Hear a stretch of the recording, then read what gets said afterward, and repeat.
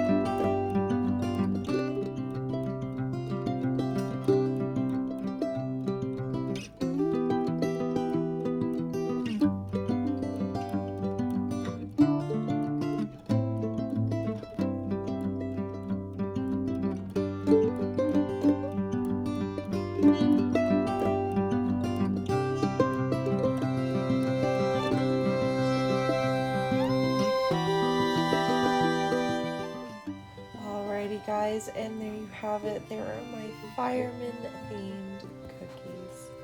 Hope you guys enjoyed. Bye.